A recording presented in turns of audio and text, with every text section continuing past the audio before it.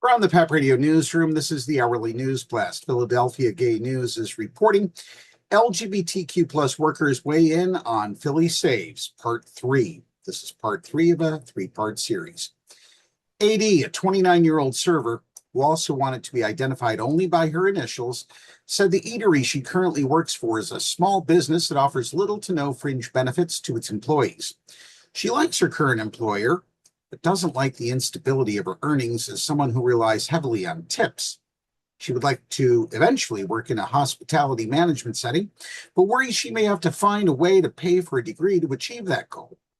She said she doesn't trust the stock market and is wary of any system that relies heavily on volatile markets, equating real estate and stock market investments to gambling. Why would I put my money, into a system where I could actually lose it, where I could, in theory, have nothing at all by the time I'm ready to use it, she said. When the PhillySaves program is eventually launched, she'll opt out. She still hopes to find a different savings-oriented path toward retirement, although she isn't sure exactly how to do this yet, especially because she's still considering how to take her next steps in her career. For now, she's continuing to collect any extra cash in an FDIC-protected savings account, a government-insured program which reimburses account holders up to $250,000 in deposits and accrued interest should a bank fail while their money is being held. Interest rates tend to be much lower than average stock market earnings, but AD underlined that she feels safer with less risk.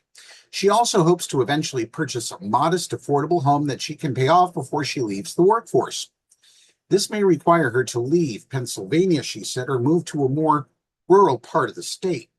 AD is so suspicious of investment markets because she watched her parents lose more than a quarter of the savings they held in personal investments and retirement accounts during the 2008 recession.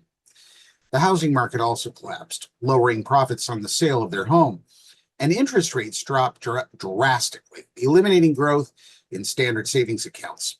She said they took a soft retirement instead of ceasing to work altogether, delaying what she described as a true and restful retirement, which she noted they still don't have because they're afraid of spending too much of their savings as costs of living continue to rise. Like many older adults, AD's parents aren't alone in their need to continue working during their golden years. U.S. Census Bureau data from 2023 shows that labor force participation among older U.S. residents is increasing nationally, with more people continuing to work or actively seeking work after retirement age than in previous decades. The Bureau of Labor and Statistics reported in 2024 that more than 60% of workers aged 65 and older still held full-time jobs and are working more hours than their peers of previous generations. In Philadelphia, 35% of retirement-age adults make at least some of their income this way. The city's average Social Security income is just $20,500 per year, placing them below the poverty line if they can't work and don't have other savings.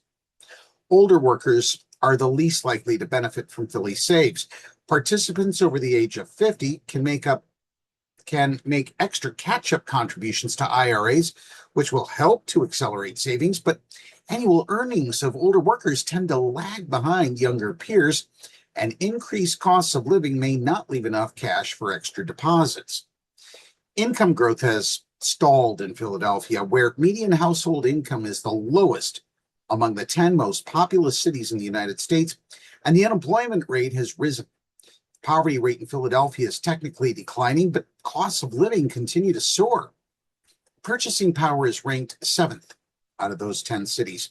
This makes retiring or saving for retirement even harder for LGBTQ plus people. Half of single LGBTQ plus older Americans believe they will need to continue working past typical retirement age compared to about a quarter of their cishet peers. And that concludes the story and this news blast.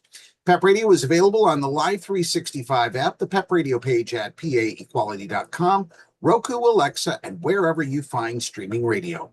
Up next, we have the Meadville area weather forecast here on PEP Radio.